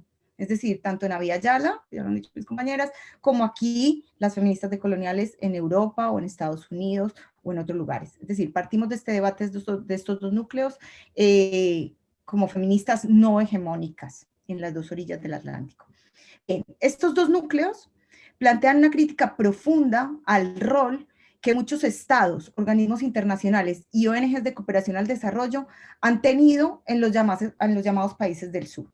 Es decir, ya sabemos que producto de la colonialidad también, es decir, nace el tercer mundo, que ya lo ha explicado mi compañera también, este tema de la otredad, nacen los países de los continentes que son los sures, y como estos estados-nación, que son producto también de la modernidad, pues reproducen estas lógicas de dominación. Bueno, hacen también estos dos sistemas, la decolonialidad y la despatriarcalización, una crítica a la cooptación e instrumentalización de saberes y prácticas feministas o de emancipación de los sujetos. Es decir, existen sistemas que son enmascarados en una categoría de género que, como remarcan dos compañeras, activistas teóricas, María Galindo y Ochi Curiel, empiezan a ser despolitizadas y tecnificadas en los discursos y en las prácticas. Bien, queremos plantear aquí algunas, pues, las vías de problematización, como lo hemos dicho antes, cómo estas prácticas en la actualidad traducen este ego conquiro, que es yo conquisto, que es previo al ego cogito, yo pienso, que, como lo han dicho mis compañeras, se gesta en el contexto de la conquista y colonización de América. Este ego que existe actualmente tiene la praxis de conquistar y someter y el objetivo de continuar civilizando a aquellos que no están civilizados. Ya lo hemos visto en las noticias, lo hemos visto, se observa en las políticas públicas y demás. Civilizar equivale en este contexto a occidentalizar, al que no está occidentalizado. Bien, y queremos también hacer notar que existe y continúa existiendo este hábitus conquistador, que lo entendemos como este sistema de disposiciones duraderas que funcionan como esquemas de clasificación para orientar esas valoraciones, percepciones y acciones de los sujetos pues en la cotidianidad. Bien, pasamos a la siguiente diapositiva, que nos enseña 3 imágenes. Bueno, la foto anterior es del movimiento de la colectiva en Bolivia, Mujeres Creando, que suelen hacer acciones directas de calle pintando los muros. Bien, tenemos aquí 3 imágenes. Voy a ir ágilmente. La primera imagen tiene que ver con esta pregunta que decimos aquí abajo, que seguramente ya en otras charlas aquí en en Espínola Solidaria las han trabajado y las feministas venimos trabajándolas, ¿quién cuida a quién? Y tiene que ver con este concepto de las cadenas globales de cuidado. Existen ejércitos actualmente, no me gusta utilizar esa palabra, pero para el capitalismo global son así, de mujeres de los sures que emigran, que se mueven a los nortes globales, en este caso a Estados Unidos y a Europa, para prestar servicios de cuidado. ¿Qué sucede en esta situación? Que las mujeres están siendo precarizadas, los sujetos feminizados están en condiciones infrahumanas, y se reproduce esta lógica, digamos, de colonización y de patriarcalización. Podríamos profundizar ahí también, como por ejemplo, las feministas de clase media, en este contexto, por ejemplo, en Madrid, en España, hay estudios antropológicos desde la antropología que demuestran cómo se desplaza, digamos, la negociación con el par, en la pareja heterosexual, con el par hombre, se desplaza para ser delegado en una segunda mujer que viene a gestionar las labores de cuidado y de sostenibilidad de la vida. Por poner un aspecto sobre la mesa, pero podríamos hablar pues, de muchos otros. Bien, la segunda imagen que nos da, digamos, nos da esta vía de problematización que me gustaría que luego en el debate o en las preguntas y demás pues, pudiésemos profundizar, tiene que ver con esta idea de la militarización de los flujos migratorios. Entonces aquí lo nombramos como Frontex. Frontex, pues para las personas que lo conocen, es la Agencia Europea de la Guardia de Fronteras y Costas. Es un sistema de gestión y control fronterizo dedicado al área europea sujeta al acuerdo de Schengen. Está formado por la Agencia Europea de la Guardia de Fronteras y Costas y las autoridades nacionales de cada país encargadas de la gestión de fronteras, incluidos los guardias de costas, en la medida en que lleven labores de control fronterizo. Nos preguntamos, el patriarcado se pregunta, y la colonización se pregunta, ¿por qué esa gestión de las migraciones tiene que ser militarizada? Bien, vamos a la tercera fotografía, que la tenemos ahí. ¿Qué pasa con la existencia de los CIES? Los CIES son los Centros de Internamiento de Extranjeros. Bueno, creo que las personas que nos movemos en el mundo antirracista y que estamos con prácticas antirracistas sabemos lo que está sucediendo en los CIES. Los CIES son centros de internamiento que han proliferado en los últimos 15 años en Europa de una manera brutal. Es decir, se han abierto más CIES que hospitales o que escuelas a nivel de Europa. Y son unos centros donde, digamos, opera el colonialismo en su máxima extensión, son peores que las cárceles. En las cárceles los sujetos tienen derecho a una legítima defensa, a un debido proceso, y en los CIES no tienen ni siquiera la posibilidad de defenderse, no tienen la posibilidad de tener traductores, traductoras, y podríamos contar un caso que ha sucedido hace unos años aquí en España, donde una mujer falleció dentro de un CIE y esto continúa impune. Falleció porque ella tenía otro idioma, pidió traductoras, no le quisieron hacer caso y por consecuencia pues falleció. Bien, entonces nos preguntamos, esto de irregular o regular, que sigue existiendo, estamos ahí, a nivel de Europa, a nivel de España, y digamos que en estas tres situaciones, bueno, lo pondríamos en el día de hoy como vías de problematización. Vamos a la siguiente diapositiva, por favor. Bien, otra vía de problematización que queríamos traer de forma muy ágil también es el tema del extractivismo epistémico. Silvia Rivera Cusicanqui, que es esta mujer que tenemos en la fotografía, nos habla del extractivismo, digamos, epistémico, entendiéndolo, o nos permite entenderlo, ella lo relaciona con el extractivismo o la explotación de la tierra. Es decir, de los llamados recursos naturales, que también podríamos decir, ¿quién llama recursos naturales? Para nosotras y para las feministas comunitarias, son bienes comunes, como el agua, como la tierra, serían bienes comunes. En esta lógica extractivista de explotación de la tierra, de los llamados recursos naturales, ella hace una analogía con las ideas, que es lo que viene a llamar extractivismo epistémico. ¿Y qué quiere decir ella? Que extrae las ideas de otras personas, de otros territorios, para asimilarlas a la lógica euronorcéntrica. Este extractivismo epistémico está operando hoy en día en las academias occidentales y occidentalizadas. Existen en el norte global y en el sur global. Es decir, las academias ahora mismo en el sur reproducen esta forma de conocimiento. Es decir, quién conoce, quién tiene derecho a conocer, qué cuerpos piensan, quién procesa e interpreta la información, quién tiene el poder de hacerlo. Bueno, desde los feminismos descoloniales venimos planteando la descolonización de las ciencias sociales. Creemos que es necesario descolonizar la academia, descolonizar los análisis que están haciendo, y un caso muy claro es el tema de los estudios sobre migraciones.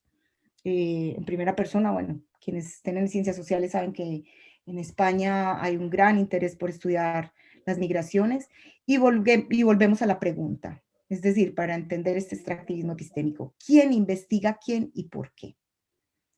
Finalmente se investigan las comunidades, por ejemplo, vamos a estudiar las colombianas ubicadas en Elche, tatatí, que se toman como objetos, es decir, ¿quién tiene el poder? Y nosotras, bueno, y las feministas descoloniales vienen a preguntarse, bueno, ¿por qué no investigar la blanquitud, por ejemplo? ¿Por qué no investigar los privilegios de esa blanquitud que se encuentra en esta academia occidentalizada? Es decir, volver a la pregunta del sujeto situado, diría Donna Haraway, de volver al sujeto, es decir, a las propias realidades y por qué se reproducen estas lógicas desiguales en el mundo. Bien, teníamos aquí otro subtítulo que tenía que ver con el racismo epistémico y nos preguntamos qué cuerpos piensan, quién procesa e interpreta esta formación y para qué, esta información y para qué. Y digamos que las academias occidentalizadas acumulan un capital simbólico, acumulan un capital político finalmente para este tema del reconocimiento y volver a hacer evidente el ego con Quiro. Bien, vamos a la siguiente diapositiva, voy a intentar ir más ágil. Vale, queríamos traer la última vía de problematización, hay muchas, pero creíamos que estas eran como bastante centrales, actuales e importantes, y tiene que ver con la tecnocracia de los discursos de género. Y nos preguntábamos si esta tecnocracia de los discursos también de repente, pues de la década del 80, el 90, todo desde el 90 que se empieza a hablar de la colonia del poder y demás, se están volviendo, o sea, discursos que se vuelven moda. ¿Qué quiere decir esto? Por ejemplo, con la categoría de género, estos discursos han sufrido un proceso de banalización y simplificación extremas. ¿Qué quiere decir esto? Que aunque se maquille y se nombre con otras categorías, por ejemplo, perspectiva de género o equidad de género, ninguna de estas actualmente, tal y como se están llevando a cabo en políticas públicas, en sistemas de gobierno, en estos estados-nación, hace una interpelación real a las relaciones de poder. Entonces, bueno, nosotras planteamos que, por ejemplo, para nosotros la decolonialidad es un horizonte de sentido que logra poner nombre a relaciones complejas, existentes de racismo e históricas. O sea, no solo en la actualidad, sino históricas. Y bueno, aquí tenemos esta imagen que dice, nuestros sueños no caben en sus urnas. ¿Qué quiere decir, por ejemplo, también, ya lo mencionó una de nuestras compañeras antes, es decir, esto de la tecnocracia de la democracia. ¿Existe democracia realmente? ¿Nos interesa esta democracia creada en los sistemas modernos de Estado-Nación que reproduce estas desigualdades en este sistema mundo, en este sistema global? ¿O realmente tenemos otras utopías, otros sueños, otras formas de pensar y de ver el mundo que no tienen que ver con estas tecnocracias existentes? Entonces esperamos que la decolonialidad y la descolonización, las prácticas antirracistas no sean, digamos, no entren en esta lógica. Ese sería nuestro deseo profundo. Bien, le doy un paso a mi compañera Brenda, que va a explicar esta diapositiva. Brenda. Hola, pues con todo lo que hemos ido viendo sobre descolonización y descolonialidad, queríamos también para abrir para el debate, pero como esto es también, estamos situadas en hacer esta charla en esta fundación, queríamos hablar un poco de cómo opera la colonialidad y la descolonización en las ONGs, en las fundaciones, ¿no? Y bueno, ya se ha dicho más o menos todo lo que implica. Así que ahora lo que queríamos sugerir era esta parte que hablaba Ana María sobre cómo podemos hacer realmente justicia social global, cómo cooperar de manera simétrica para así descolonizar y que no se sigan reproduciendo relaciones coloniales. Me pone que está inestable mi conexión, no sé si me están escuchando. Te escuchamos, Brenda, perfectamente. Vale, No te genial. preocupes, no se ha cortado, estamos Ok, escuchándote perfectamente. Vale. pues eso, cómo hacer relaciones de cooperación simétricas en lugar de reproducir cooperación asimétrica que pueda seguir haciendo prácticas coloniales porque se sigue viendo al otro justamente como un otro que necesita ser salvado. Entonces, aquí los ejemplos que traemos son, por ejemplo,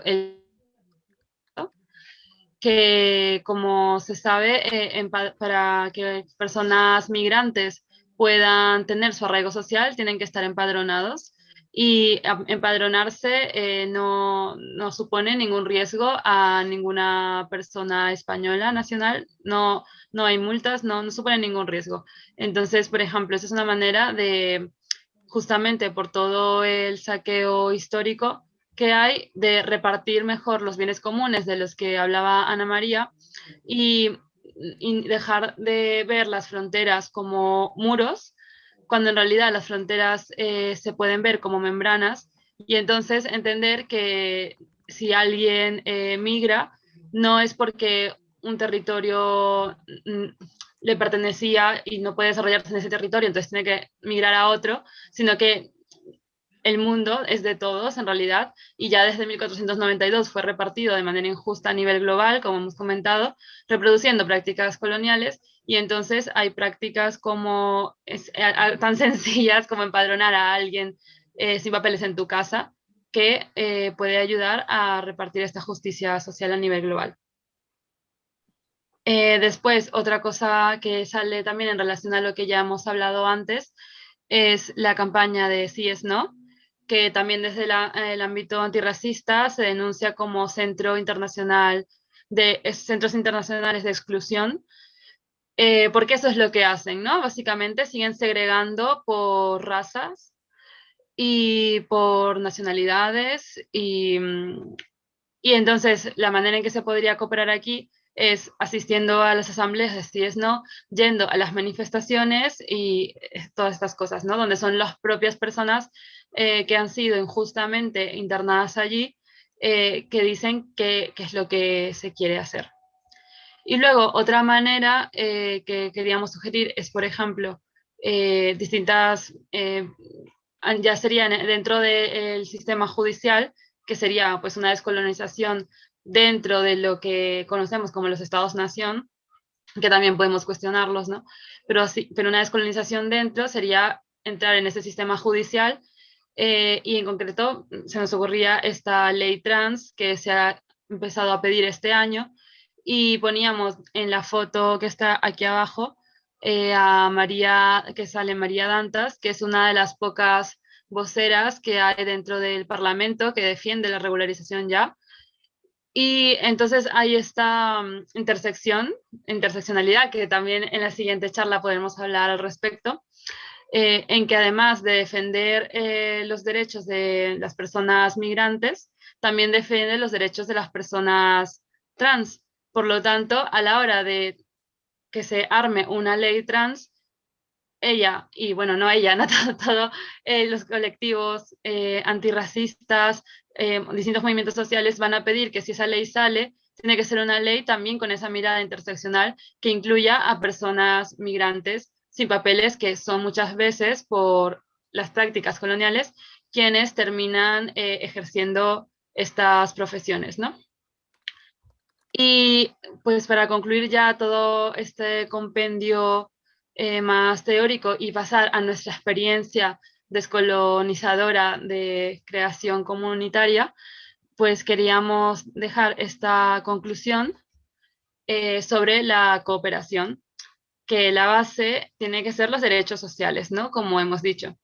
Y para ello hay que subrayar la importancia de la participación popular y los saberes locales, para escuchar a quienes los problemas del Estado les afecta en primer lugar. Y por tanto, también los proyectos de cooperación internacional que pretenden lidiar con los problemas de esos estados. Por eso es que la cooperación tiene que ser desde una epistemología descolonial.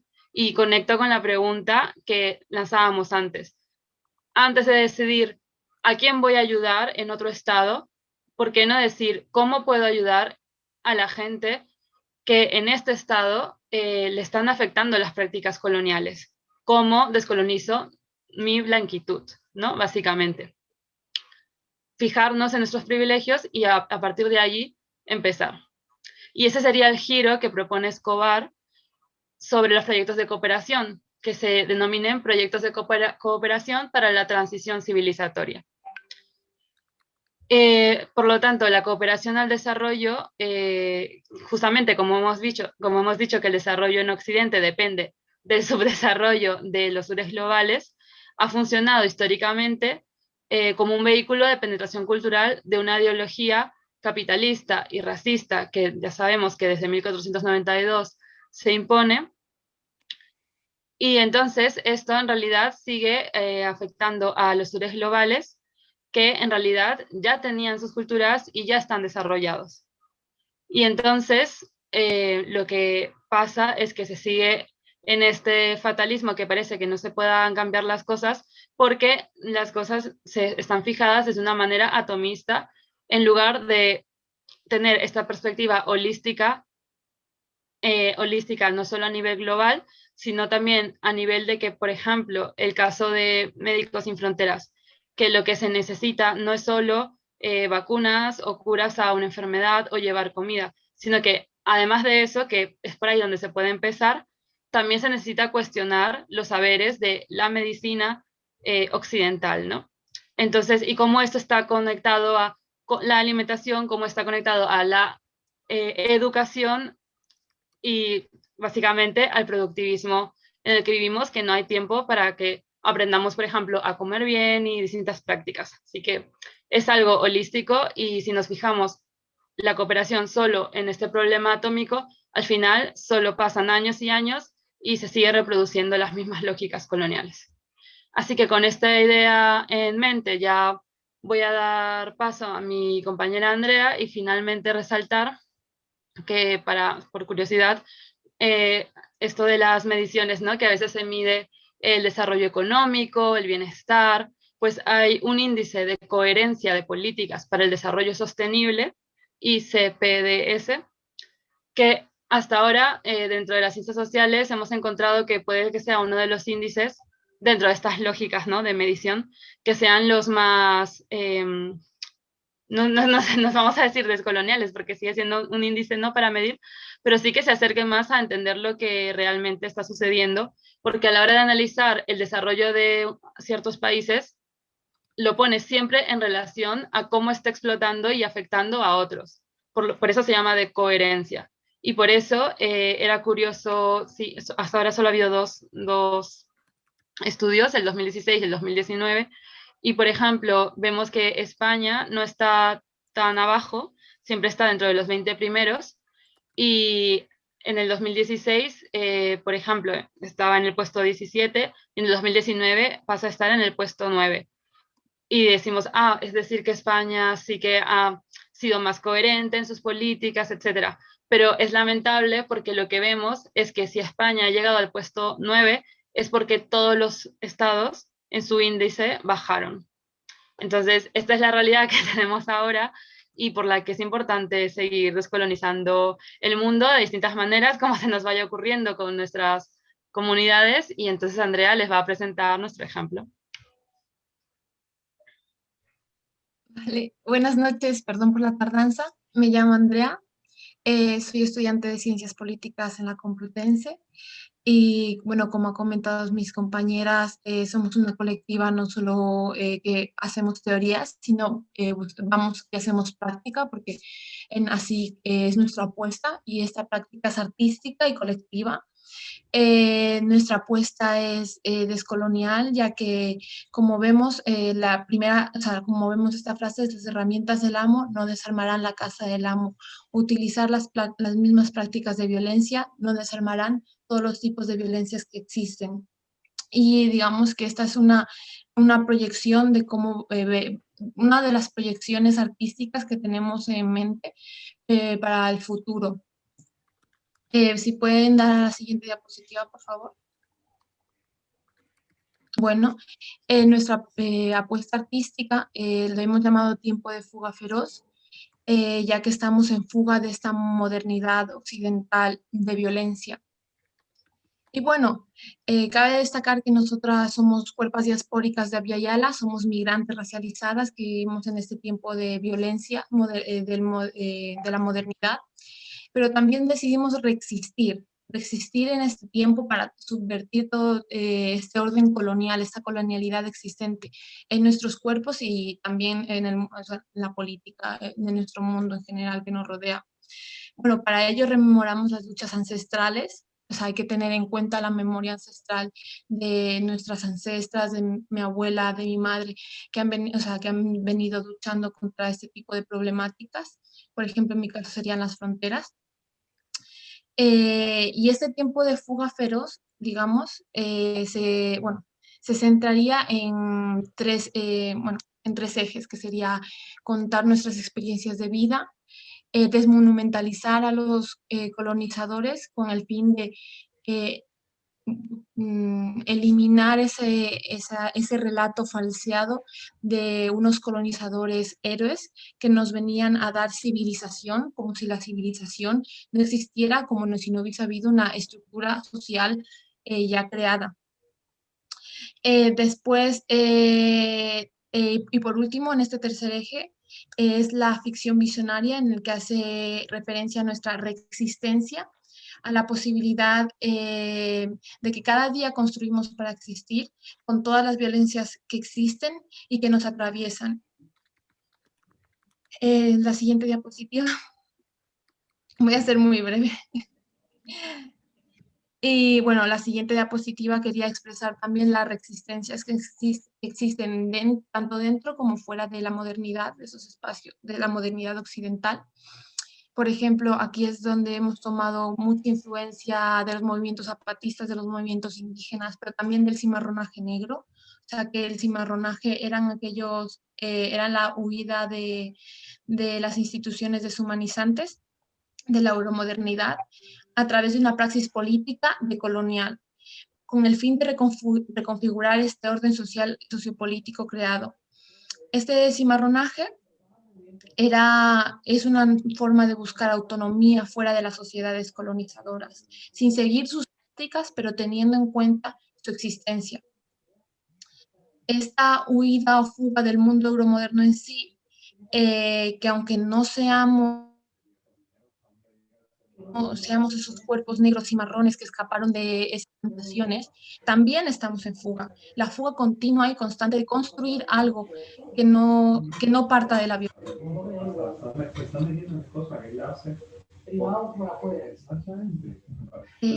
¿Hay alguien con el micrófono abierto? Bueno, sigo. Ya que, vuelvo a retomar, ¿no? Que aunque no seamos esos cuerpos cimarrones negros que escaparon de esas plantaciones, sí que somos cuerpas racializadas que están escapando de esta violencia de la modernidad occidental. Y por eso buscamos reencontrar nuevas formas, nuevos espacios en los que podamos repensar nuevas realidades, una nueva búsqueda de autonomía y justicia social continua. Por ejemplo, en nuestras imágenes he puesto el movimiento a las zapatistas de México, pero también hemos puesto un fotograma del documental 500 años de Paula Yates, donde al final, a pesar del dolor, las descendientas siguen construyendo. En ese documental más o menos se ve el juicio que se lleva a cabo al dictador en Centroamérica, perdón, no me acuerdo ahora mismo el país, y al final se gana el juicio y se celebra de cierta manera recordando a las ancestras y teniendo en cuenta que se sigue construyendo para romper con el dolor. La siguiente documental, el siguiente slide, por favor.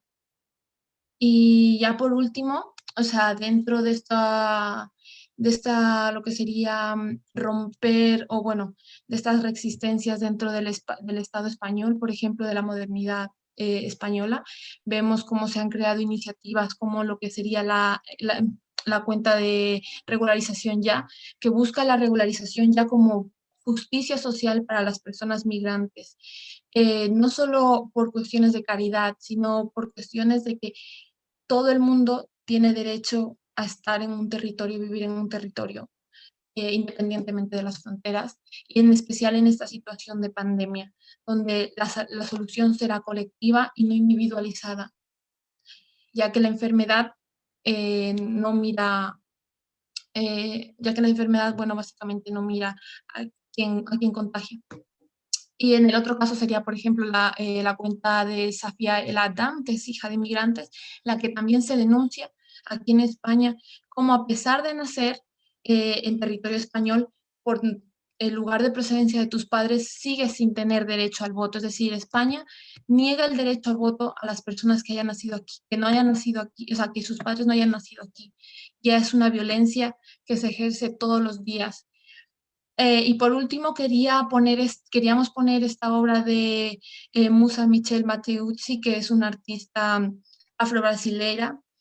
Esta obra se llama Whitenography y me parecía curioso terminar con esta obra, ya que habíamos hablado un poco también de la etnografía, de esos zoológicos humanos que se renombran en el siglo XX, podemos repensar las miradas, podemos cambiar las miradas, ¿no?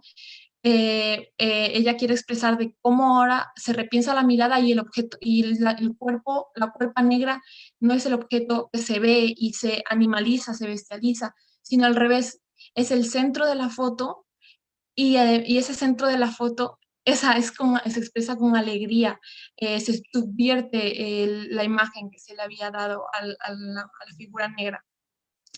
Y bueno, todas estas son formas de romper y encontrar grietas en esta modernidad occidental. Es por eso, bueno, es esto lo que os traemos y en verdad muchas gracias por participar en esta charla. Pasamos al turno de preguntas en este momento. Gracias. Gracias, Andrea. Bueno, gracias a todas. Desde aquí, el chat, avisaré que el chat de YouTube está abierto para quien quiera hacer alguna pregunta, que seguro que hay muchas cosas que se nos han quedado resonando. Y bueno, desde... ¿Podemos repensar las miradas? ¿Podemos? Vale, desde Espinola Solidaria, agradeceros, desde luego. Que ya yo por mi parte puedo decir que se han abierto grietas de las que hablaba Andrea y me voy como con mucho por hacer, ¿no? Pero sí que, no sé, por empezar a preguntar, bueno, había, perdón, una pregunta del chat que sí que nos habían hecho llegar, a ver, que la lea entera. Preguntaban de qué forma está afectando las crisis mundiales a los procesos decoloniales y a la cooperación internacional contra la desigualdad entre Occidente y Abya Yala. No sé quién le apetece preguntar. Está escrita en el chat, por si la queréis releer. Sí, bueno, a ver, nos parece interesante.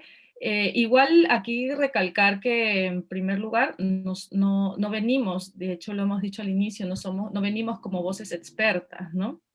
Ni tampoco hay recetas que no pretendemos dar ni recetas ni ser la voz experta, ¿no? Lo que hemos hecho es un poco compartir las reflexiones, ¿no?, que venimos haciendo juntas y bueno, esto, entonces, La pregunta me parece interesante, aunque creo que ahí habría que dividirla tal vez como en dos preguntas, ¿no? O sea, hay dos preguntas en una. Cuando dice de qué forma está afectando de qué forma están afectando las crisis mundiales, ¿no?, a los procesos descoloniales. De lo que se habla ahora es de la crisis civilizatoria, ¿no? De que estamos, o sea, de hecho, en esta crisis civilizatoria justamente de la modernidad, ¿no?, de esta modernidad occidental, ¿no? Cuando se habla, y bueno, en términos de colonialidad y de lo que ha venido hablando, por ejemplo, Ana María, ¿no?, del el ego cónquiro y qué cosa hay detrás de qué cosa hay detrás de este proyecto civilizatorio moderno que se instauró con la colonización, sobre todo esta gran colonización de lo que hoy han llamado América, ¿no?, de lo que llamaron América, y que hoy nombramos como Abya Yala, ¿no? Hay una imposición violenta, ¿no?, de una manera de ver, de sentir, de estar, de vivir, y de tener incluso, de relacionarse incluso con el mundo humano y no humano, ¿no? Con estos entes sensibles, ¿no?, que pueden ser incluso animados y no animados, ¿no? Entonces, esto de por sí, o sea, instaurar la modernidad occidental de por sí ya fue una gran crisis civilizatoria en su momento, ¿no? Lo fue para las civilizaciones que fueron conquistadas, como las civilizaciones mayas, las civilizaciones aztecas, la civilización inca, ¿no? Hoy en día, de lo que se habla ahora es de que entra en crisis este paradigma de civilización en el que vivimos, ¿no? ¿Y de qué manera afecta los procesos descoloniales? Pues si lo que queremos con la descolonización es desmontar todo ese armado, todo ese proyecto político colonial, ¿no?, y colonizador, pues lo que queremos justamente es seguir agrietando este sistema, ¿no?, para desarmar ese proyecto político, con lo cual la crisis civilizatoria aportaría, ¿no?, a un proceso descolonial, ¿no?, en la medida de que se desarme y de que las prácticas sean las prácticas contrarias a lo que la modernidad impone, ¿no? Lo decía Andrea en esta última parte, ¿no? Si la modernidad impone violencia, pues nosotras, ¿no? O sea, en un proceso de desmontaje no nos vamos a imponer con la violencia, ¿no? Si la modernidad ha impuesto esta división entre la línea del ser y el no ser, pues entonces vamos a desmontar esa línea del ser y no ser, ¿no? Es decir, el racismo, ¿no? Entonces, claro, y hablamos de procesos, porque esto no es algo que es de la noche a la mañana, ¿no? Y ahora, cuando dice de qué manera esto afecta, ¿no?, esta crisis afecta también, me imagino, a la cooperación internacional contra la desigualdad entre Occidente y Abya Yala, pues, o sea, no pertenezco a la cooperación internacional, no trabajo en la cooperación internacional, y no sabría, ¿no?, desde ahí cómo responder.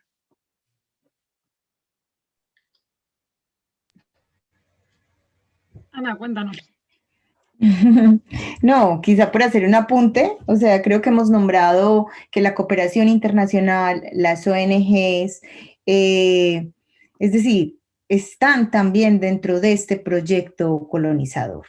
Por ejemplo, una pregunta que nos hacíamos cuando estábamos preparando también es, cuando las feministas blancas llevan un concepto en sí mismo a otros lugares, a otros territorios, ¿quién lleva esa intencionalidad de, digamos, de liberar o de desmontar esta categoría de género? Cuando las luchas emancipatorias, campesinas, anticoloniales, como lo ha dicho Mayra y Marlene desde el principio, es decir, ha habido otras formas de emancipación de los sujetos y otras formas de organización.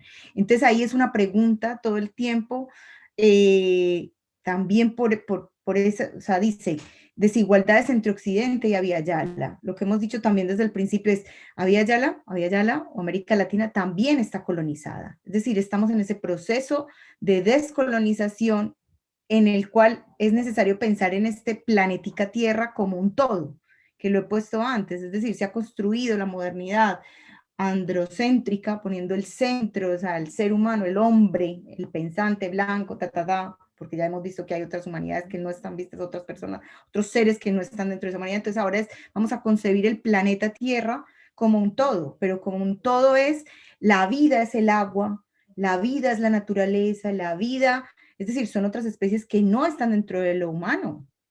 Y entonces, claro, si somos capaces de desmontar ese sistema de modernidad, pues entonces ahí no existiría esa lógica de Estado moderno, ni siquiera de estas democracias que han instalado Estados-naciones, que lo que han hecho es instalar las lógicas del progreso y de la destrucción, porque si no, no estaríamos donde estamos, y de las desigualdades y de todo lo que estamos hablando.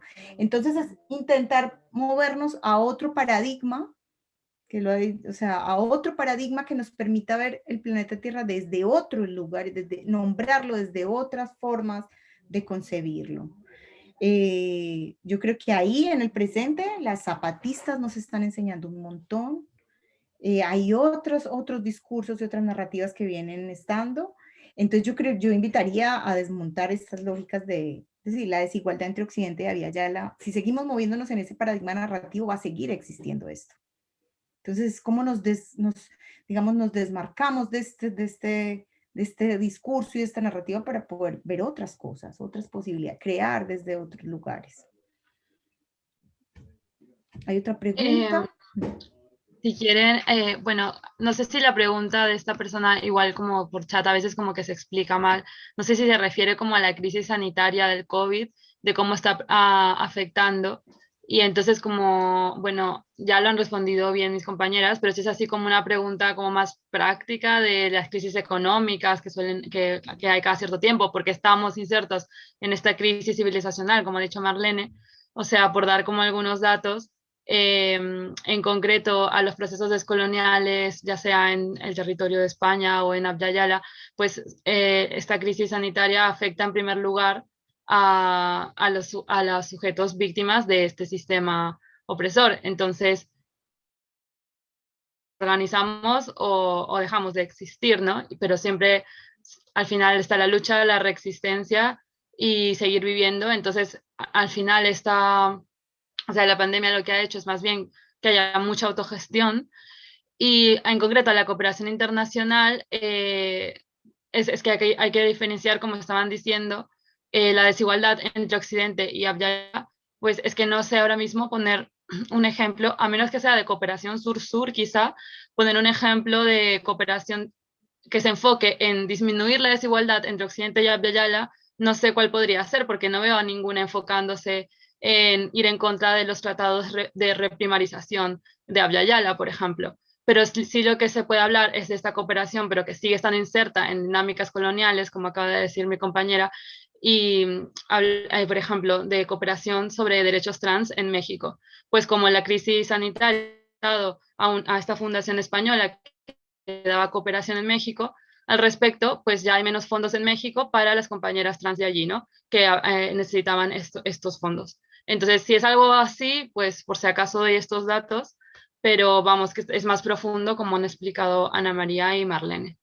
Y luego no sé si la pregunta es la siguiente, la de la violencia, si alguien primero quiere decir algo, y si no, yo también puedo decir alguna cosilla.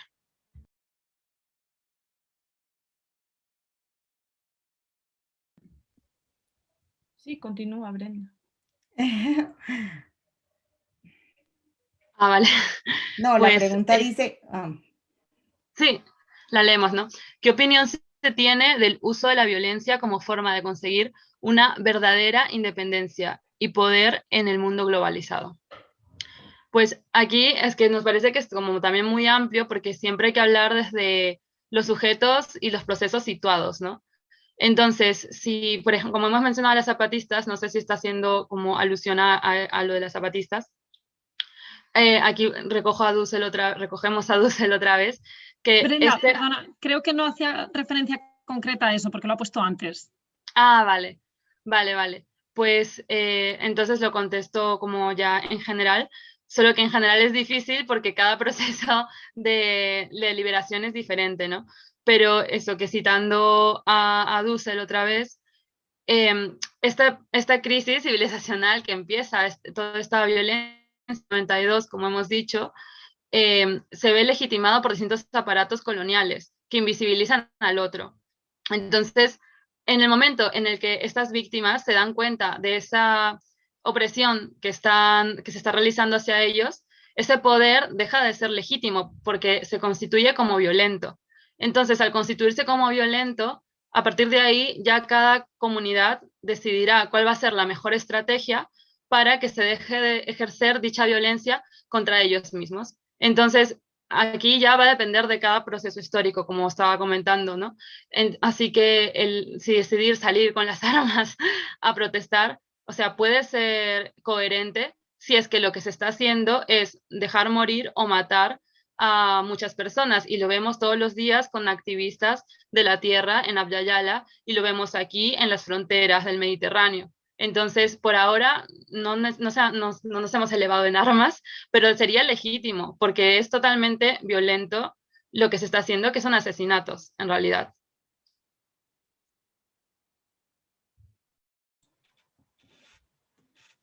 Vale, nos da mucha pena tener que cortar, pero realmente creemos que ya deberíamos cerrar, aunque podríamos seguir hablando de esto mucho tiempo y escuchando sobre todo lo que nos podéis decir.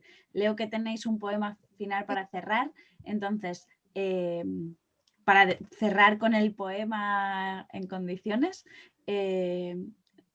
simplemente despedir esta charla, despediros a vosotras y decir, eso sí, que si nos podéis mandar referencias bibliográficas de cuentas a las que seguir, referentes de autoras a las que seguir la pista, tal, fantástico, para que todo lo que hoy hemos escuchado siga haciendo más grande esa grieta, ¿no? Y que esa incomodidad que hayamos podido sentir, pues seguir ahondando en ella y eso. Entonces ya lo que queráis vosotras. Vale, pues no, yo primero quiero dar las gracias a Espínola Solidaria por habernos dado este espacio y por poder estar aquí. Y de todas formas quería hacer pues, o sea, como un inciso con relación al tema, por ejemplo, de los movimientos feministas no hegemónicos o de los feminismos comunitarios en la Abya Yala. Es decir, y nosotras también en este proceso de descolonización estamos partiendo también de una propuesta de enunciación, digamos, del arte-acción, que lo ha compartido mi compañera Andrea. Entonces, partimos de, digamos, de la estética, del bordado, de entender el mundo desde otro lugar, donde sí podemos crear esos microcosmos, esos microespacios donde cultivamos otras formas de ser o de estar, sabiendo todo lo que implica estar colonizadas también en el ser, pero sí intentando construir otras subjetividades que nos lleven a otros lugares, a otros mundos. Hablábamos nosotras en algún momento de y bueno, recogiendo a otros autores y autores, de la visión ficcionaria o ficción visionaria, es decir, cómo poder visionar otros mundos desde la ficción que nos permitan constituir otras realidades. Entonces, en esa línea avanzamos y en esa línea caminamos. Es decir, caminamos en la línea de poder desde otras narrativas artísticas, desde el lenguaje, incluso contemplamos otros lenguajes que no son solamente la palabra escrita, la palabra esta que tenemos, porque aquí también estamos apresadas, sino que construimos desde otros lenguajes. El bordado, las compañeras de Maquiwarmi tienen unas experiencias preciosas de cómo poder generar otros diálogos desde otras cosas que ni siquiera permiten, no nos las imaginamos, pero podemos ficcionarlas y verlas. Muchísimas gracias a las compañeras de las Milpas y por supuesto a Espínola Solidaria. No veo a Eduardo, darle las gracias también por la invitación. Y bueno, ahora sí le doy paso a Andrea con el poema de cierre. Muchas gracias. Vale, gracias a todas y todos y bueno, empiezo. Yo ya no quiero hablar del dolor, quiero hablar de la fiesta indígena, aquella que nunca termina, que se retoma en el Cachalpari, aquella de exorbitante abundancia, porque aunque faltando todo, todo siempre nos alcanza. Quiero hablar de la resistencia, de esa colectividad tan nuestra, del fogón a leña que calienta, de la olla grande que alimenta, porque el hambre apremia, y la solidaridad es nuestra regla. Quiero nombrar los cantos, los zapateos, el sudor del guano inacabable, la fuguita eterna, el arpa que llama al gritito seguido de los aplausos. Ay, ay, ay, hermanites, ya no quiero más dolor. Ama, Guayacá, España, ñañatura y cuna. Esta vida no es para sufrir. Yo no he venido a doler. He venido a vivir. Si tú me matas, si tú no me miras, si tú no me respetas, salga de acá. No me pidas ser parte de esta fiesta, que seguiremos zapateando esta canción sobre las cenizas de tu civilización. Y bueno, solo antes de que se me olvide, es de una poeta que se llama India Escribe en Instagram, así que os animo a seguirla y me parece un fin muy bonito para esto, un cierre bastante poético.